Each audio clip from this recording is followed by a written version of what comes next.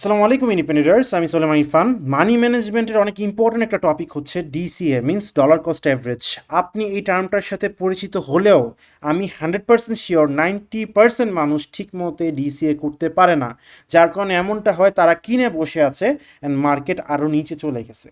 ডিসিএর সাথে ট্রেন্ডের একটা বড় রিলেশন আছে, যেটা আমি আজকের ভিডিওতে আপনাকে পুরা বেসিক টু অ্যাডভান্স বুঝাই দিব, যাতে আপনারা সেই মিস্টেক্সটা আর করতে না পারেন। যার জন্য ভিডিওটা দেখা শুরু করার আগে লাইক বাটনে প্রেস করা অনেক ইম্পর্টেন্ট। যদি আপনি ব্যস্ত থাকেন, পুরা ভিডিওটা মনোযোগ দিয়ে দেখতে না পারেন, তাহলে ভিডিওটা ছেড়ে দেন, পরে ফ্রি হয়ে এসে পুরাটা ভিডিওটা না একবারে মনোযোগ দিয়ে দেখবেন, যাতে এই মিস্টেক্সটা আর করতে না হয়। তো শুরু করতেছি। যারা নতুন তাদেরকে বলে দিই ডলার কস্ট অ্যাভারেজ কি। ফর এক্সাম্পল, আপনার কাছে $1000 পোর্টফোলিও আছে, না আপনি একটা কয়েন কিনতে চান $1000। ফর এক্সাম্পল, আপনি বিটিসি কিনবেন $1000, আপনি ডিসিএ করবেন। কিভাবে করবেন? 3বারে ডিসিএ করবেন। আমি 1000কে 3 দিয়ে ভাগ দিচ্ছি, তাহলে আমার অ্যাভারেজ আই গেস আসতেছে 333 আর সামথিং, চলে আসছে চার্টে অলরেডি। সো $333কে করে করে আমি কিনবো। ফর এক্সাম্পল, আমরা বেসিক কি জানি, যে এখানে ফর এক্সাম্পল 88K-তে বিটিসি আসছে, আমি $333 বিটিসি কিনছি, আবার পড়ে গেছে, আবার 80-তে পড়ে গেছে, আবার কিনছি, আবার পড়ে গেছে, আবার কিনছি, পরে মনে হয় পাম দিয়ে দিবে, রাইট? ফার্স্টেরটা আর সেকেন্ডটা ঠিক আছে, কিন্তু থার্ডেরটা ঠিক নেই। কেন ঠিক নেই বুঝায় দিই। তো যারা একদমই ডিসিএ করেন না তাদের জন্য বলে দিতে চাই যে আপনারা ডিসিএ করে কয়েনকে বাই করবেন। আপনাদের আগে ট্রেন্ডটা বুঝতে হবে যে ট্রেন্ডটা কি। আমি যদি এখানে এক্সাম্পল দিই বিটকয়েনের সাথে, এই টার্মসগুলো সরাই দিতেছি, বিটকয়েনের সাথে এক্সাম্পল দিই। বিটকয়েনে আপনি ট্রেন্ড কি দেখতেছেন? It's up trend. ফার্স্টে পাম ছিল, ডাম্প আসছে, এখানে হায়ার লো ছিল, পাম দিয়েছে, ডাম্প ছিল, হায়ার লো করলো, পাম দিল, ডাম দিল, হায়ার লো করলো, আবার পাম দিল, ডাম দিল, হায়ার লো করলো, আবার পাম দিল, ডাম দিল, হায়ার লো করলো।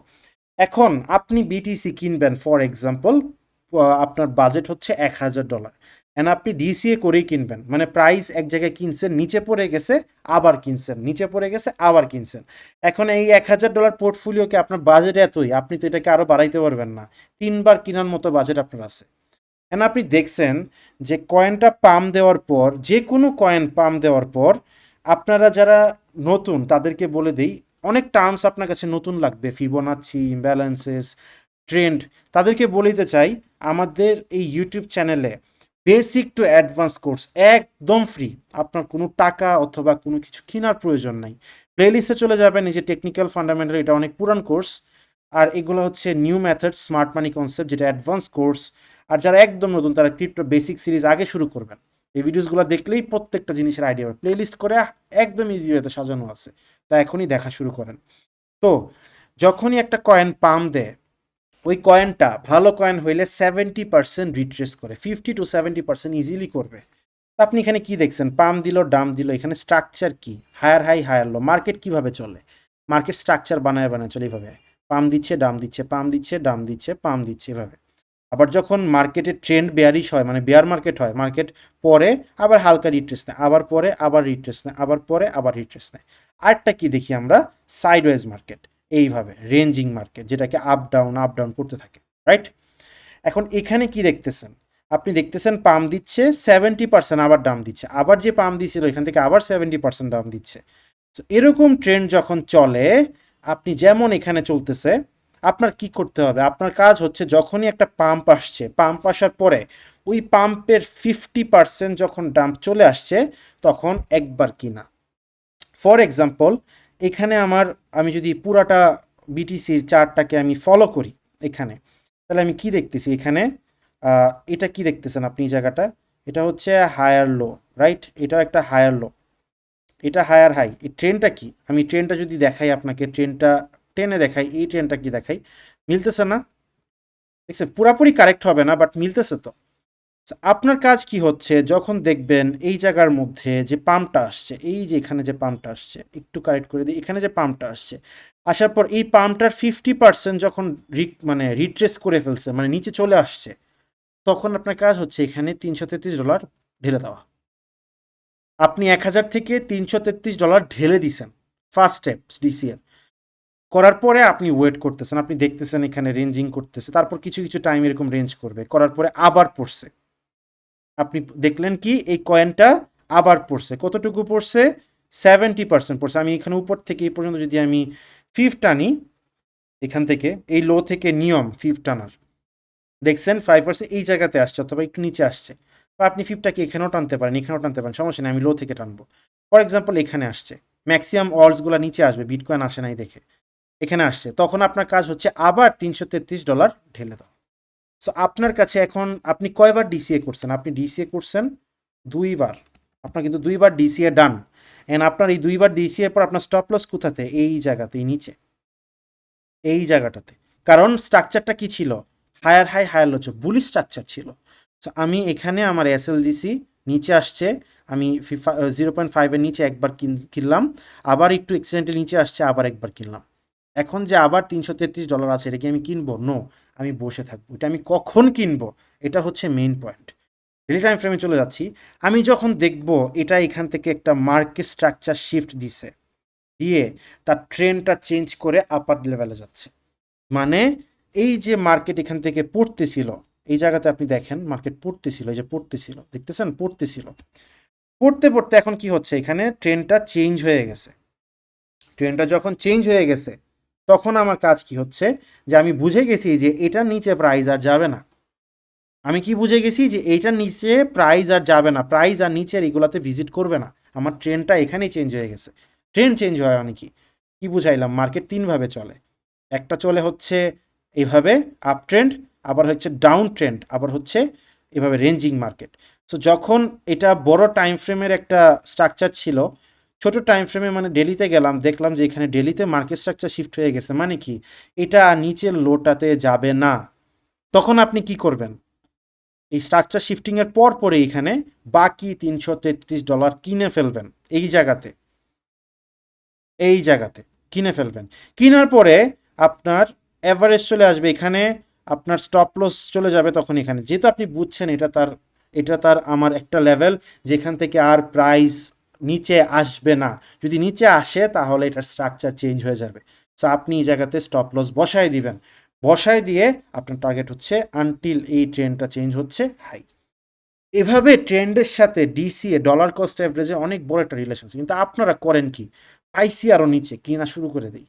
এই যে স্ট্রাকচার চেঞ্জের পর একটা যে ডিসি এর একটা ব্যাপার থাকে, যে এই কয়েনটা এখন স্ট্রাকচার শিফট দিছে, যখন আপনি একবার ডিপ্লয় করছেন ফান্ড, কখন ডিপ্লয় করছেন, যখন ফিবোনাচির 0.5, এই যে এই লেভেলটা অনেক ইম্পর্ট্যান্ট।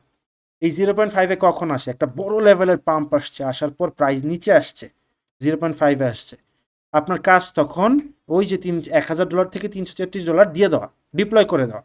পরেরটা পরে বুঝো, পরে যখন ওইখান থেকে আরও বড় সড়ো লেভেলের ডাম্প আসবে, তখন আপনি আরও কিছু ডলার ডিপ্লয় করবেন।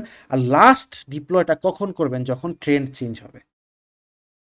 এটা হচ্ছে বুল মার্কেটের ডিসিএ মেথড, যখন আপনার ট্রেন্ডটা বুলিশ থাকবে। এখন আমি এটা কি টাইম ফ্রেমে দেখাইলাম, বড় টাইম ফ্রেমে দেখাইলাম। আপনি যদি 1 আওয়ার টাইম ফ্রেমে চান, আপনি তো সেম স্ট্রাকচারটাই পাবেন। ফর এক্সাম্পল এই যে এখানে দেখাই, কি দেখতেছেন, এই যে পড়তেছে পড়তেছে পড়তেছে, এখান থেকে এই পর্যন্ত আপনি ফিফ টানছেন, ফর এক্সাম্পল এখান থেকে এই পর্যন্ত ফিফ টানছেন, ফিফে কি হয়েছে, এই 0.5 লেভেলে আসছে। আপনার কাজ কি, এখানে আপনি একবার একবার কি করছেন, একবার $333 ভরছেন, একবার ডিসিএ করছেন, প্রাইস আবার পড়ে গেছে এই রেঞ্জে, আপনি আরেকবার ডিসিএ করছেন, করার পরে স্টপ লসটা এখানে বসায় দিয়েছেন। কারণ আমি এর থেকে বেশি রিস্ক নিতে পারবো না, আমি রিস্ক নিতে পারবো না। যখন দেখছি এখানে মার্কেট স্ট্রাকচার শিফট হয়ে গেছে, মাশাল্লাহ মার্কেট স্ট্রাকচার শিফট হয়ে গেছে, আপনি এখানে আবার কিনে ফেললেন আর একটু শিফটের সাথে সাথে, দেন আপনি টাপার লেভেলে প্রফিট বুক করে নিলেন। সো আমাদের এন্ট্রি আর এসএল কোথায় আসতেছে, আহ, আমি যদি একটু দেখাই, আমার এন্ট্রি এসএল এইভাবে আসতেছে, আপার লেভেলে গেল, আপনার এসএলটা ছিল এই জায়গাতে, আপনি প্রফিট বুক করে নিছেন, বাস। এটা ওয়েতে আপনি যে কোনো টাইম ফ্রেমে প্রপারলি ডিসিএ করে আপনি এইভাবে ট্রেডগুলা করতে পারবেন। এটা হোক আপনার ট্রেড হোক, অথবা এটা হোক আপনার ইনভেস্টমেন্ট হোক। কখনো লাস্ট যে ডিসিএর ফান্ডটা থাকে উইদাউট মার্কেট স্ট্রাকচার শিফট, ওইটা মার্কেটে ডিপ্লয় করবেন না বেসিসের উপরে।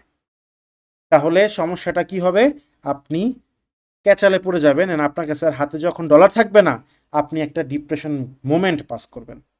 আর যাদের ফান্ড অনেক বেশি বড়, তারা অবশ্যই 3 ভাগ করবেন না, তারা আরও বেশি ডাইভার্সিফিকেশন। ডাইভার্সিফিকেশন কাকে বলে, যখন আপনি একটা কয়েন্স, ফর এক্সাম্পল এখানে আপনার কাছে পোর্টফোলিও মনে করেন আরও বড় $1,00,000 আছে ফর এক্সাম্পল, তখন ডাইভার্সিফিকেশনটা একটু বেশি করতে হবে। তখন দেখা যাবে 20-30% এমন ডিপ্লয় করতে হবে, যতটুকু ডিসকাউন্টে করতে পারেন। সো এটাই হচ্ছে ভাই ডিসিএ মেথড। যারা একদম নতুন, প্রপারলি আমার ইউটিউব চ্যানেলের মধ্যে এই একটা জিনিস ছিল যেটা আপনাদেরকে প্রপারলি গাইড করা ইম্পর্টেন্ট ছিল, বিকজ আপনি এখানে এমন কোনো জিনিস নাই যেটা আপনি পাবেন না। ক্রিপ্টো বেসিক সিরিজের মধ্যে ইনভেস্টিং অ্যান্ড ট্রেডিংয়ের ডিফারেন্স, ক্রিপ্টো বেসিক কোর্স পাবেন, ইমব্যালেন্স, অলকয়েনকে কীভাবে ধরতে হয়, ফিবোনাচি ইমব্যালেন্স নিয়ে ভিডিও, নতুনদের ট্রেডিং ভুল করা উচিত না, স্মার্ট মানির মধ্যে প্রত্যেকটা কনসেপ্ট বোঝানো। সো এই জিনিসগুলা আপনার মাথার মধ্যে রাখতে হবে। আই হোপ বুঝে গেছেন ইজি ওয়েতে কিভাবে ডিপ্লয় করতে হয় মানি, কিভাবে মার্কেটে মানি ডিসিএ করে ফেলাইতে হয়। এটা অ্যাপ্লাই করেন। অ্যান্ড স্টপ লসকে কখন প্লেস করতে হয়, স্টপ লসটা কখন প্লেস করছি, যখন 0.5 লেভেলটা আপনার আসছে, আপনি একবার ডিসিএ করছেন, একবার কিনছেন, 0.5-এর নিচে পড়ে গেছে অ্যাক্সিডেন্টলি, আরেকবার করে স্টপ লস দিয়ে দিচ্ছেন। রুলস স্টপ লস দিতে হবে তখন, যখন আবার এই জায়গা থেকে মার্কেট স্ট্রাকচার শিফট চলে আসছে, আপনি আবার ডিসিএ করে ফেলছেন, ফুল ফান্ড রান পাম দিয়ে দিছে, আপনি সেল করে দিয়েছেন, অ্যান্ড আপনার স্টপ লস সিকিউর। কোনো কারণে সেকেন্ড ডিসি এর পর যদি দেখেন এই ট্রেন্ডটা ব্রেক হয়ে গেছে, বড় ক্যান্ডেল দিয়ে এই লোটা ব্রেক করে দিছে, তখন আপনার স্টপ লস হিট হয়ে যাবেন, বুঝতে হবে যে এই ট্রেন্ডটা টিকবে না। এই জন্য আমি বলি ট্রেন্ডের সাথে ডিসি এর অনেক বড় একটা রিলেশন আছে। সো ডিসিএটা করবেন ট্রেন্ড বুঝে, এটা মাথার মধ্যে খুব ভালো মতো ঢুকায় না। আই হোপ বুঝতে পেরেছেন। কমেন্ট সেকশনে আপনাদের ওপিনিয়ন চাই এই ভিডিওটা থেকে যদি ভ্যালু পেয়ে থাকেন, অ্যান্ড লাইক বাটনে প্রেস করে সাবস্ক্রাইব বাটনে প্রেস করে দিবেন। আজকের ভিডিও পর্যন্তই। ভালো থাকবেন সবাই। আসসালামু আলাইকুম ইন্ডিপেন্ডেন্টার্স।